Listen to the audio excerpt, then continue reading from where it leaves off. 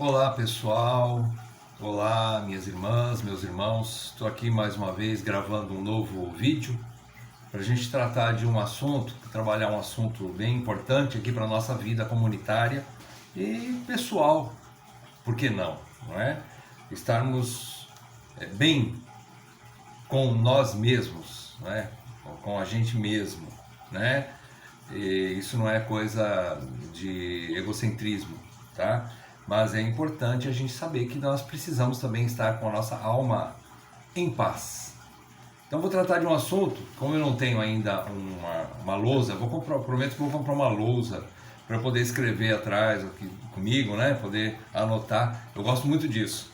Eu não tive condições ainda, mas eu vou comprar uma lousinha pra gente. Nós vamos tratar desse assunto aqui, dá pra ver, ó, condenação, culpa e paz contra ou versus paz com Deus, que é a graça, tá? Vamos tratar desse assunto aqui. Desculpa estar usando esse recurso, é que eu não sei mexer de outras formas, vão aprendendo também, quem sabe fazer por slide. Mas condenação e graça. Existem muitos autores que falam sobre esse assunto, de tão importante que é. Um deles, Paul Tournier, até escreve um livro sobre isso. E eu gostaria então de abrir um pouco sobre esse assunto, quem sabe de maneira bastante rápida, mas que a palavra de Deus possa então ganhar o nosso coração e trazer paz de fato aos nossos corações, apesar das guerras que podem haver em volta de nós.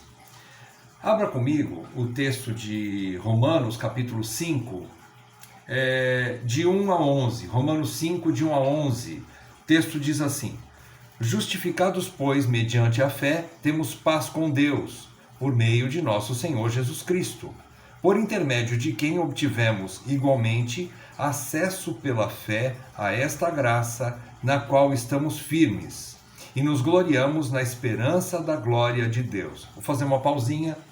Nesse primeiro ponto, nós vemos que nós já temos paz com Deus. Isso não dependeu da minha obediência a Deus, não dependeu de eu buscar a Deus, de eu cumprir regras, leis para ser aceito por Deus, mas simplesmente pelo fato de que Jesus Cristo morreu. Ele diz aqui, esta graça na qual estamos firmes, essa graça que nós temos paz com Deus, por intermédio de nosso Senhor Jesus Cristo, pelo seu sacrifício. Apenas por isso, esse é o único fato que me dá paz com Deus. É a única situação, não depende de mim, mas dependeu unicamente da Trindade me conceder essa graça. Eles tiveram esse plano maravilhoso para me trazer essa graça. Então eu tenho paz com Deus. E não é que eu terei, mas eu já tenho, porque já estou justificado pela fé. Esse acesso pela fé a esta graça. Qual é a graça? De ter paz com Deus. E mais do que isso, tenho a esperança da glória, algo futuro. Além de ter paz com Deus, o primeiro ponto, o mais importante de tudo na vida de um homem, na vida de uma pessoa, é ter paz com Deus. Não existe outra coisa maior e melhor do que ter paz com Deus. Ele pode ser pobre, ele pode ter necessidades extremas na vida aqui na terra, mas a pior coisa é nós estarmos em guerra com Deus. Se nós estamos em paz com Deus, não há coisa maior, não há situação mais importante para o ser humano do que ter paz com aquele que é o juiz de todas as coisas, que julgará todas as coisas, e ele cabe a absolvição ou a justificação, a Deus cabe isso, ou a condenação eterna. Veja, se eu tenho paz com o juiz do universo, não há situação melhor do que essa. E tenho ainda a esperança da glória, de estar na glória com Deus. É o que diz o versículo 2, é uma esperança futura maravilhosa. Já não tenho mais o medo do inferno, porque não irei mais para lá, já que eu tenho paz com Deus pela fé na justificação de Jesus Cristo. Então eu tenho também a esperança viva, real, certa da glória. Versículo 3, e não somente isto, mas também nos gloriamos nas próprias tribulações, sabendo que a tribulação produz perseverança, e a perseverança a experiência, e a experiência a esperança. Ora, a esperança não confunde, porque o amor de Deus é derramado em nosso coração pelo Espírito Santo que nos foi outorgado, pelo Espírito Santo que nos foi dado. Ele nos deu o Espírito Santo. Esse Espírito Santo é um gerador de energia dentro de nós, que ele nos deu, ele colocou dentro de nós, cristãos, para que tenhamos força para conseguir resistir às tribulações e fazer das tribulações uma ferramenta para adquirir perseverança, firmeza na fé, persistência, força, capacidade. E depois também, além da perseverança, a tribulação produz perseverança, e a perseverança também produz experiência, maturidade. Maturidade quer dizer uma constância. Uma pessoa madura, ela não é levada por ventos de doutrinas como uma criança. Uma pessoa madura, ela é estável. Então, a tribulação nos gerou perseverança, experiência, maturidade e, consequentemente, isso também faz parte da esperança. Agora, a esperança que cobre toda e qualquer condenação que possa vir aos nossos ouvidos. A esperança agora é a certeza de que eu já estou justificado, e a maturidade me dá isso. E quando eu ouço alguém falando, pode ser a pessoa mais amada que nós temos, às vezes o cônjuge nos quer condenar por causa de erros que cometemos. Às vezes pessoas querem nos lembrar do passado que nós vivemos, erros gravíssimos e pecados gravíssimos que cometemos, mas nada disso nos trará condenação, porque eu já tenho paz com Deus. A maturidade, a experiência e a perseverança e essa esperança da glória que Deus me deu, apesar de ser quem eu fui, apesar de fazer o que eu fiz, então eu tenho essa paz com Deus.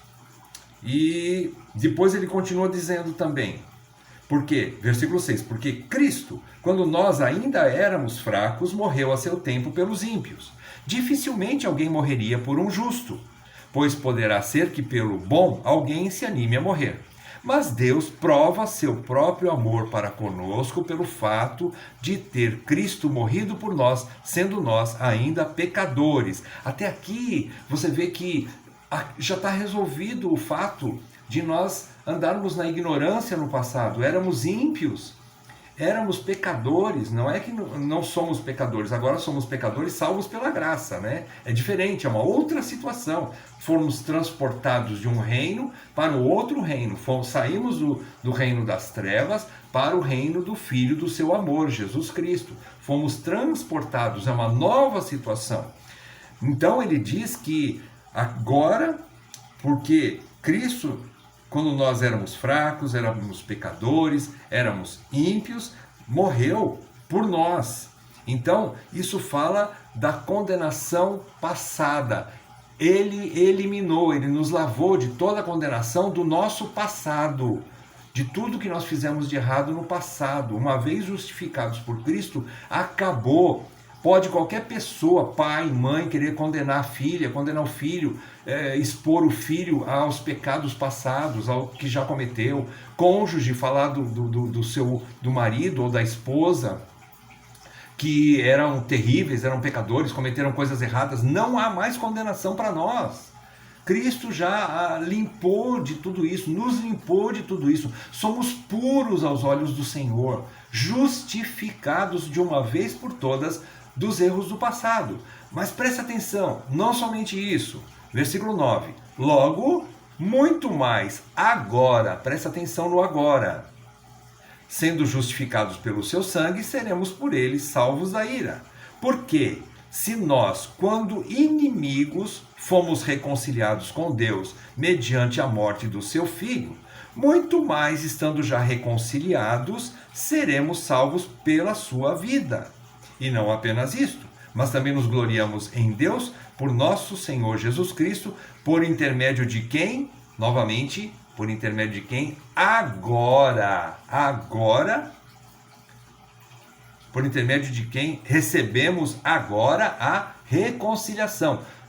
Outro ponto maravilhoso dessa paz com Deus é que mesmo o Filho de Deus, mesmo o crente já justificado, o que creu na justificação de Jesus Cristo pela fé, ele pode, não porque é uma constante na vida dele, mas de vez em quando ele erra, ele peca. E quando ele peca, ele pode agora ser reconciliado com Deus. Através do quê? Da confissão dos seus pecados, do reconhecimento de que pecou, do arrependimento. Olha que maravilhoso, Deus nos deu o arrependimento. Isso também é fruto do Espírito. O arrependimento, a confissão de pecados e o abandono daquele pecado nos leva de novo a ter paz com Deus. Então, temos paz com Deus pelos pecados passados já cometidos, ele já nos purificou de tudo isso, já nos justificou, Jesus já pagou o preço por esses pecados, e Jesus também pagou o preço pelos pecados que eu ainda posso cometer daqui para frente. O agora aqui significa que no momento que eu pecar, sendo já filho de Deus, já justificado, já não mais inimigo como era antes, se eu pecar e me arrepender, ele se reconcilia comigo, ele me aceita como eu sempre fui, filho. Ele me aceita de volta, como o pai do filho pródigo aceitou o filho de volta quando ele voltou arrependido e confessou seu pecado. Então, meus queridos, não há mais condenação para os que estão em Cristo Jesus. Romanos 8:1. Não há mais, agora, pois, já nenhuma condenação há para os que estão em Cristo Jesus. Ainda que sua esposa xingue você e fale que você não presta, que você cometeu vários pecados. Às vezes as pessoas, principalmente no âmbito do relacionamento conjugal, muitos cônjuges trazem de volta a memória de coisas antigas, dizendo, você fez isso, você fez aquilo. Esse problema está com a pessoa que está querendo trazer condenação para você.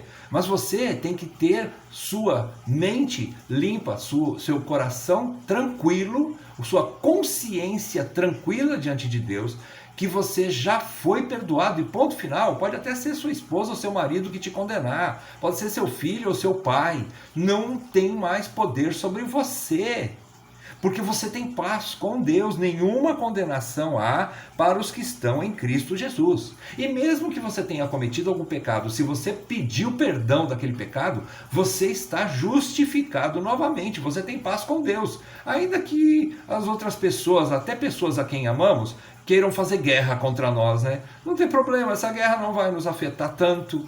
É lógico, ficamos tristes, queremos os relacionamentos normais, né, de todo cristão. Mas tem pessoas que são ruins de coração, tem pessoas que são duras de coração, difíceis de perdoar, amarguradas com a vida, e querem transferir sua amargura para pessoas que já confessaram seus pecados, e estão buscando uma vida reta com Deus, ter paz com Deus. Então essas pessoas não têm como trazer condenação para você. Muitas vezes, ainda que sejam amados, são instrumentos de Satanás querendo trazer de volta a condenação para nós. Elas não têm esse poder, irmãos. Creia nisso e tome posse do perdão que já teve, da justificação que você já tem em Cristo. E se você está em pecado, arrependa-se, confesse os seus pecados, trate com quem tiver que tratar, peça perdão e abandone o pecado, e você vai desfrutar de novo de paz com Deus. Capítulo 8 ainda de Romanos, versículo 33, Paulo diz assim: quem intentará acusação contra os eleitos de Deus? Uma pergunta retórica. Quem? A resposta é ninguém, né?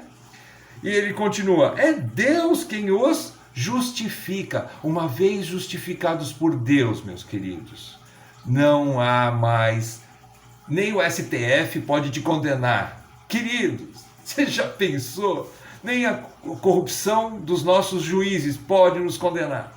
É verdade que eles podem nos matar a nossa alma, mas eles não podem nos lançar no inferno, porque nós já somos justificados e a nossa esperança é a glória de Deus. Eles não podem fazer nada mais do que tirar a nossa própria vida, é verdade. É muito ruim isso, mas se for propósito de Deus, que seja.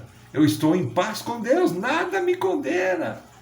Irmãos, nós precisamos tomar posse dessa alegria, da graça.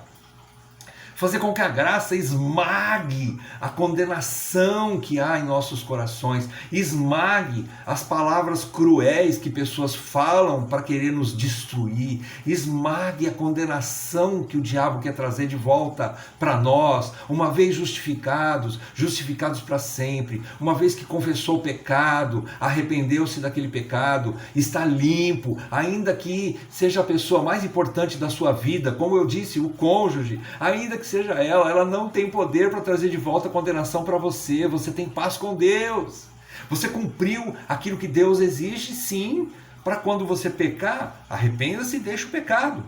Quem encobre as suas transgressões jamais